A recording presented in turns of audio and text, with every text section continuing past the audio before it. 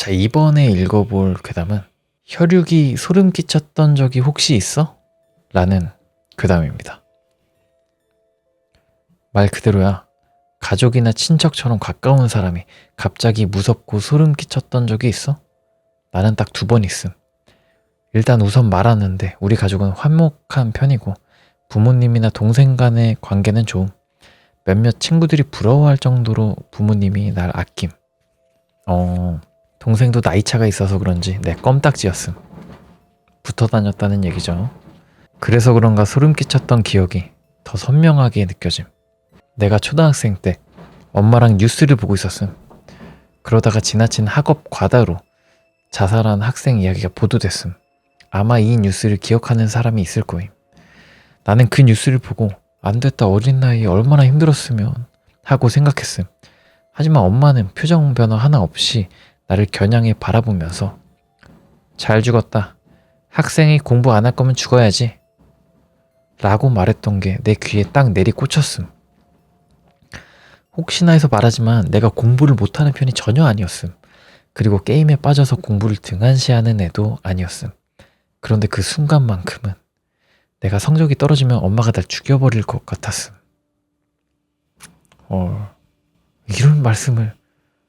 근데 이게, 그러니까 저 어렸을 때는 학구열이 너무 심해가지고 이런 말씀 하시는 부모님들이 있었을 것 같기도 해. 껌딱지 동생의 이야기. 이것도 초등학생 때 이야기. 나랑 동생이 다니던 학교는 조금 거리가 있어서 아침에 내가 동생이랑 또래 친구들과 같이 걸어서 등교하는 게 일상이었음. 나는 또래 중에서 키도 크고 어른스러운 편이라서 자연스럽게 등교하는 아이들을 앞장서서 걸었었음. 그날도 평범하게 나는 앞장서서 아이들을 인솔해서 등교하는 중이었음. 근데 끼익 하는 소리와 함께 뒤에 있던 친구들이 비명을 지르는 거임. 깜짝 놀라서 보니까 동생 발이 한 자가용 차에 끼어 있었음. 출근하던 중에 미처 동생을 발견하지 못한 차가 동생 발을 밟았던 거임. 어우. 모두들 깜짝 놀라서 패닉에 빠져 있는데 동생은 울지도 고함을 지르지도 않았음.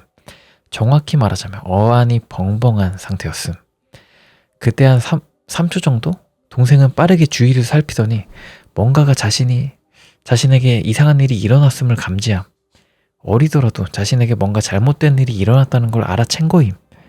그러고는 나를 빤히 보면서 왜 밀어? 라는 말을 하고 울기 시작함. 그 후로 블랙박스, CCTV 전부 살폈지만 나는 앞장서서 걸었고 이건 운전자 책임이라는 결론이 났음. 부모님도 동생 말 믿고 나한테 왜 동생을 밀었냐고 화를 내다가 상황을 알게 되니 어안이 벙벙함. 처음에는 다른 아이가 밀었는데 내가 밀었다고 오해한 건 아닐까 하고 생각도 했었음. 그래서 부모님이 동생한테 왜 그런 거짓말을 했냐고 묻자 동생은 기가 죽어서 엄마한테 혼날 것 같아서 라고 답함. 그러니까 어린 나이에 자신에게 뭔가 일어났고 그게 문제가 되어 엄마가 화낼 것 같으니까 반사적으로 나를 지목하고 책임을 떠넘기려고 한 거임. 그 어린 나이에도 주저없이 나를 범인으로 내모는 그 순간의 모습이 잊혀지지가 않음. 가족 간의 관계가 화목해서 그런 걸까? 그 순간만큼은 내 가족들이 전혀 다른 존재처럼 느껴졌음. 그냥 부모님에게 혼이 나거나 맞았던 추억은 그러려니 할 수 있지만 이 기억들은 아직도 선명함. 님들은 이런 추억 있음? 이게 가족 역으로 뭔가 사이코패스기가 있으신 건가? 너무 사페 느낌이야. 근데 엄마도 잘 죽었다. 학생이 공부 안 할 거면 죽어야지. 이 말을 하신 게 너무 차갑다.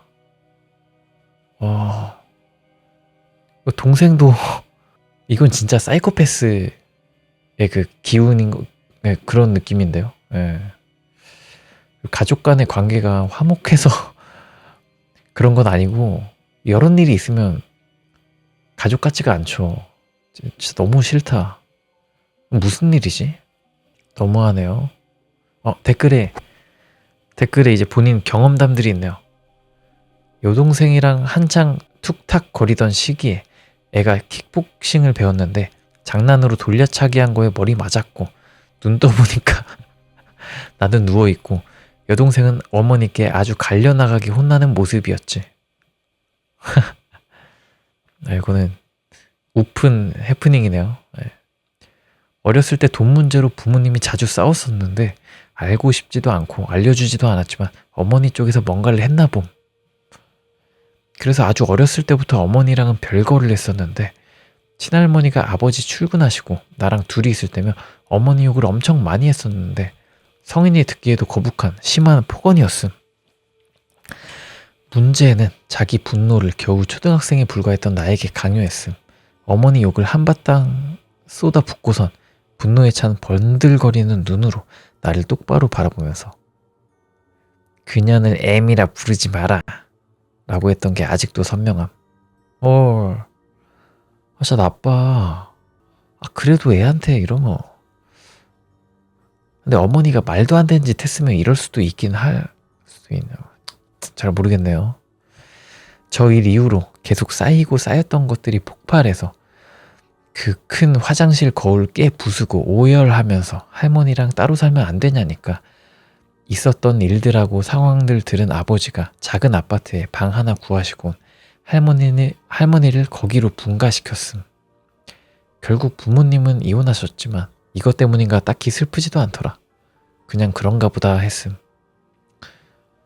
이런 일들이 있었다 보니 친할머니 돌아가셨을 때 남들 다 우는데 난 눈물도 안 나오고 전혀 슬프지도 않았음. 그쵸. 인간적으로 실망을 하면 눈물이 안 나올 법도 합니다. 근데 엄마가 뭔 짓을 했길래 이렇게까지 얘기를 한 걸까요? 그래도 애한테 이런 말 하면 안 되긴 하죠. 난 많긴 한데 그중 꼽자면 첫 번째, 디지털 교도소 사건으로 세종대 학생이었나 자살하니까 나는 안타까워했는데 엄마가 그걸 보더니 성범죄 저지른 거 맞나 보네. 내세울 게 없으니까 자살하지. 아니면 자살을 왜 하겠어? 죄가 없는데. 어머니를 보고 놀랐나 보네요.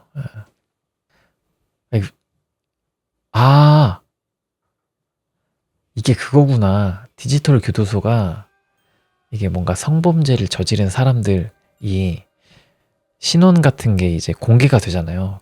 근데 그 공개가 일시적인 거란 말이야.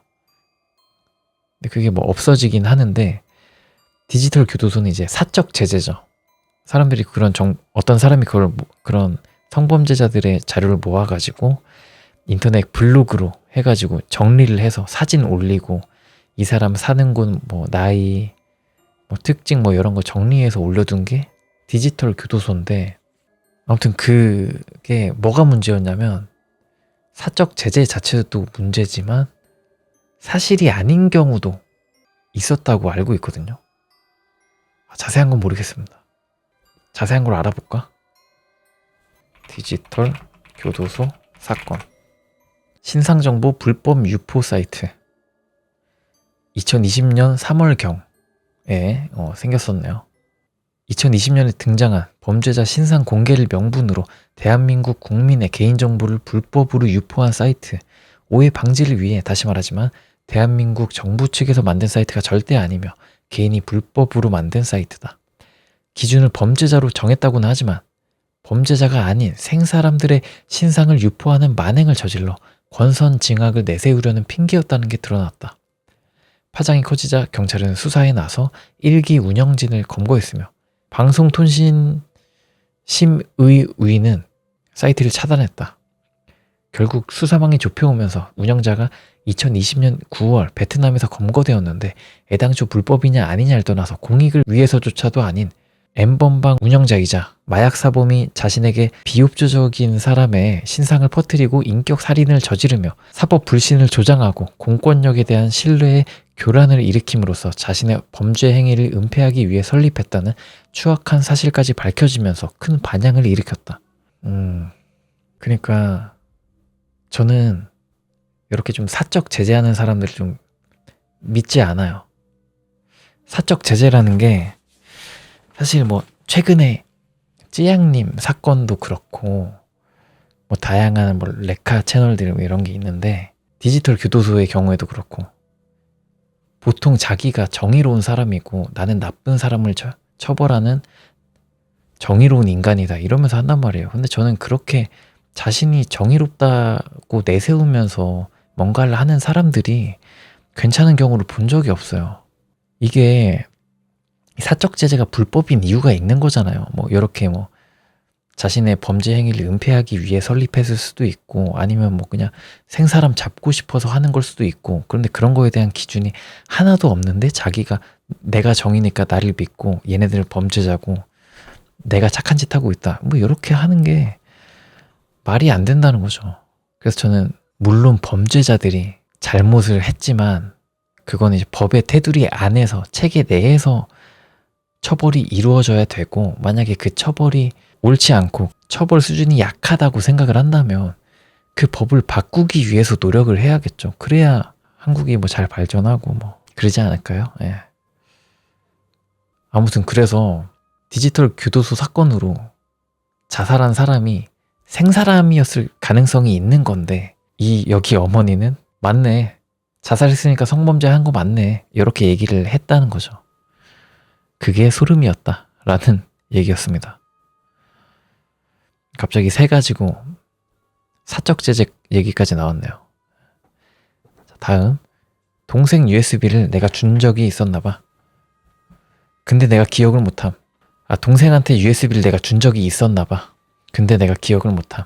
어느 날 새벽에 컴퓨터 하다가 쓰던 USB 용량이 없어서 새 거 찾다가 내 방 책상 서랍에 동생 USB가 나와서 내 건가 보네 하고 썼더니 다음날 가족이 나보고 왜 동생 걸 쓰냐고 동생 거 중요 파일들 나 때문에 날아갔다고 혼내는 거임. 내가 그래서 내 방 책상에서 나와서 내 건 줄 알고 썼다고 했더니 아버지는 납득했는데 엄마랑 동생은 동생 거인 거 기억 못한 내 잘못이라면서 사과를 강요했었음.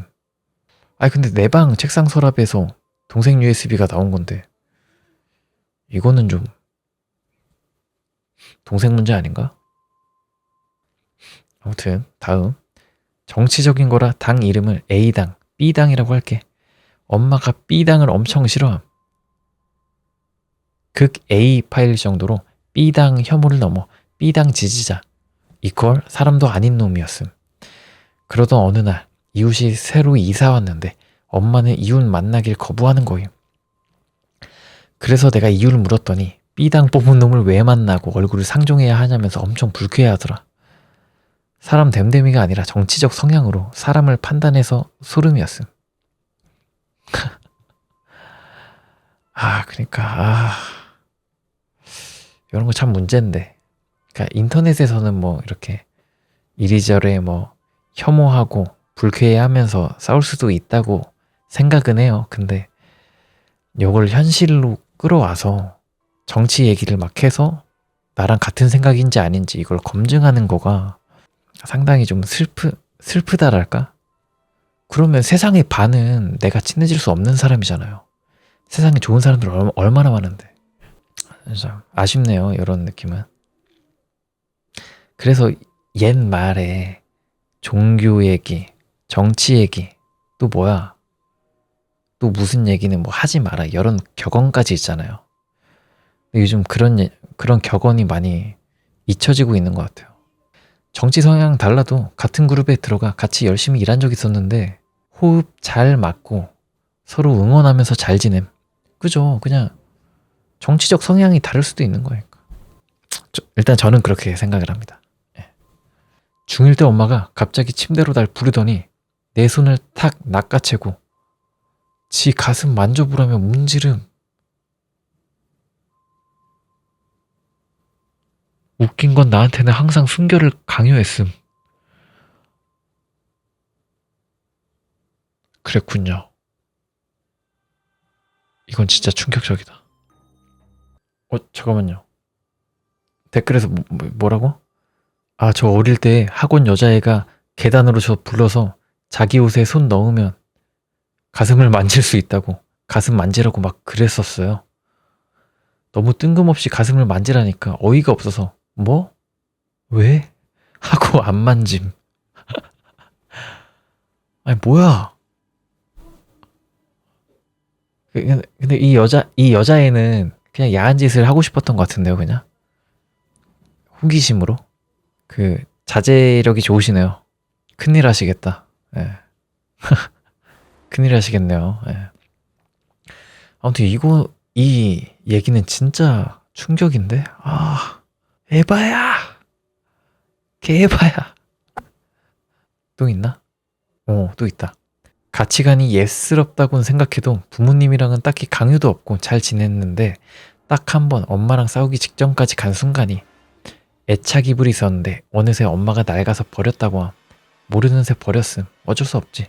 그런갑다 하고 지냈는데 옷장 뒤져보니 안 버렸음. 다시 봐서 기뻤는데 엄마가 그거 보자마자 바로 버리겠다고 함. 애착 보정 거르고 그다가 안 낡았고 앞으로 내가 빨래 정리도 다 하겠다고 했는데 이유는 됐고 그냥 무조건 버린대. 그때까진 결국 엄마 못 이기는 유교 보이어 갖고 이불 조각 조금 잘라 간직하고 버려지는 걸 지켜봄. 어떡해. 여기 썰에 비하면 아무것도 아니긴 한데 그게 애기 시절부터 껴안고 잤던 세상에서 제일 부드럽다고 자부할 수 있는 이불이었음.